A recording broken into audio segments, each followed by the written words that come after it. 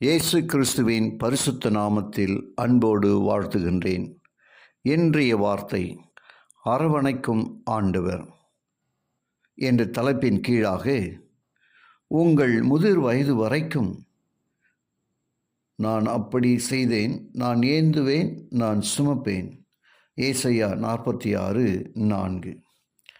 1988 ஆண்டு Seoul Olympic போட்டிகளில் கலந்து கொள்ள வந்த ஓட்டப்பந்தய வீரர் டெரக் ரெட்மாண்ட் என்பவர் போட்டி தொடங்குவதற்கு 1.5 நிமிடத்திற்கு முன் குதிங்கால் தசைநாரில் ஏற்பட்ட காயத்தினால் போட்டியிலிருந்து விலகினார்.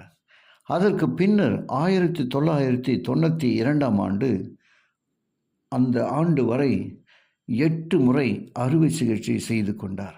ஆனாலும் 1992 ஆண்டு பர்சிலோனா நகரில் நடைபெற்ற ஒலிம்பிக் போட்டியில் கலந்து கொள்ள தகுதி பெற்றார். 400 மீட்டர் ஓட்டப்பந்தயத்தில் அரையிறுதி போட்டி ஆரம்பமாயிற்று. பந்தய தூரத்தை கடக்க 250 மீட்டர் இருக்கும் பொழுது இடது கால் பின் தொடையில் உள்ள தசைநார் கிழிந்துவிட்டது. வலியால் துடித்த ரெட்மாண்ட் தரையில் அப்படியே படுத்துவிட்டார். வலியால் துடித்த அவரை தூக்கிச் செல்ல ஸ்ட்ரெச்சர் கொண்டு வரப்பட்டது. அதற்குள் மற்ற 7 வீரர்களும் ஓடி முடித்து விட்டனர். பார்வையாளர்கள் எவரும் அதை பார்க்கவில்லை. கீழே விழுந்து கிடக்கும் ரெட்மாண்டைத்தான் பார்த்து கொண்டிருந்தனர். ஸ்ட்ரெச்சரை உதறி தள்ளிவிட்டு ஓட்டத்தை எப்படியாகலும் முடிக்க வேண்டும் என்ற நோக்கத்துடன் வலியுடன் எழுந்து அழுது கொண்டே நொண்டி அடித்து ஓட ஆரம்பித்தார் ரெட்மாண்ட். அவ்விதம் நொண்டி ஓடி கொண்டிருக்கும் பொழுது பார்வையாளர் பகுதியில் உட்கார்ந்து பார்த்து கொண்டிருந்த அவரது தகப்பனார் ஜிம் காவலாளிகளை கடந்து ஓடி சென்று மகனின் தோளை தொட்டார். மகனை, இன்னும் 100 மீட்டர் தான் உள்ளது, இதை நீ தனியாக செய்ய வேண்டாம், நாம் இருவரும் சேர்ந்து முடிப்போம் என்றார். ரெட்மாண்ட் அவருடைய அப்பாவின் தோளின் மேல் சாய்ந்து கொள்ள இருவரும் மெதுவாக எல்லை கோட்டை கடந்தனர். 10,000க்கும் மேற்பட்ட பார்வையாளர்கள் அனைவரும் எழுந்து நின்று கைத்தட்டி ஆராவரித்து தங்களது பாராட்டுக்களை தெரிவித்தனர்.